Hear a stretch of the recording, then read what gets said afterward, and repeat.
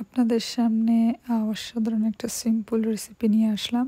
তো আসসালামু আলাইকুম, ওয়েলকাম টু হ্যাপি গার্লস ব্লগে আপনাদের সবাইকে স্বাগতম।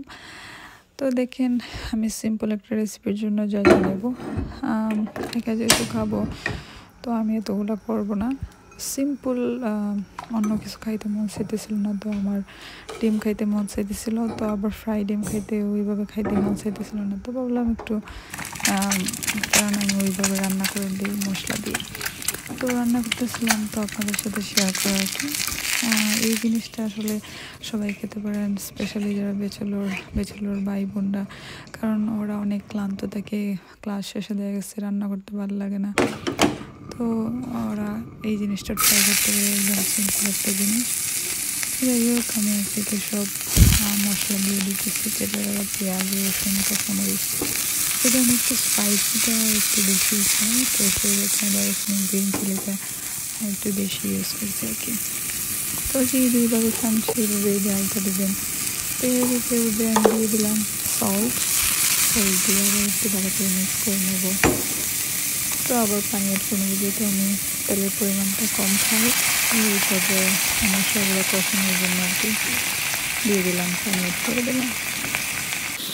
তো সবার সুবিধার্থে আমি মশলাগুলো স্ক্রিনে দিয়ে দিতেছি, সবার জন্য ইউজি আর কি। তো সব মশলাগুলো আমি এক একে দিয়ে দেবো।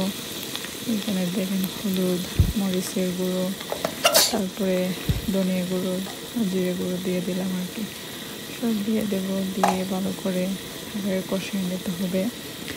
আসলে জানেন, আমরা যারা ব্যাচেলররা থাকে আর কি, হোস্টেলে দেখা গেছে, আবার সিঙ্গেলে দেখা গেছে ব্যাচেলররা থাকে, যখন ওদের রান্না করতে ভালো লাগে না, তো আমি মাস্ট তাদেরকে বলবো এই রেসিপিটা ট্রাই করার জন্য। যেন এইটা দিয়ে আপনারা পেট ভরে ভাত খেতে পারবেন, সাধারণ একটা রেসিপি।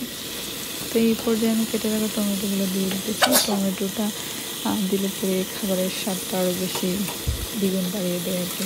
তো আমি প্রিফার করি ডিম এইভাবে রান্না করলে মাস্ট টমেটো ইউজ করার জন্য। আর এই যে যেই ডিমটা ভেজে রাখছিলাম, ডিমটা এই পর্যায়ে অ্যাড করে দিলাম। অ্যাড করে একটু ভালো করে দিয়ে দিতে হবে। তারপর যে আমি আর একটু পানি দিয়ে দেবো, 5 থেকে 2 মিনিটের ভিতরে রান্না হবে আর কি। তো যাই হোক, এই যে দেখেন কত সুন্দর একটা লুক আসছে আমার খাবারের। আমার এইদিকে ভিডিও করতেছে, আমার ওই দিক দিয়ে পানি আসতেছে। যাই হোক, আমার খাবার আলহামদুলিল্লাহ রেডি, এখন আমি খেতে পারবো। তো সাথেই থাকেন আপনার। ভালো লাগলে লাইক, কমেন্ট, শেয়ার করতে ভুলবেন না। আর নতুন নতুন রেসিপি কী নিয়ে আসা যায় নেক্সট ভিডিওতে আপনারা অবশ্যই সাজেস্ট করবেন, আমি সেই অনুযায়ী আপনাদের সামনে ভিডিও তুলে ধরবো আর কি। তো ভালো থাকেন, ধন্যবাদ সবাইকে।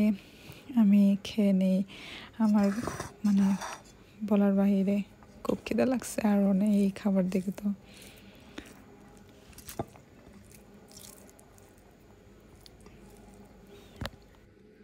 বিসমিল্লাহির রহমানির রহিম।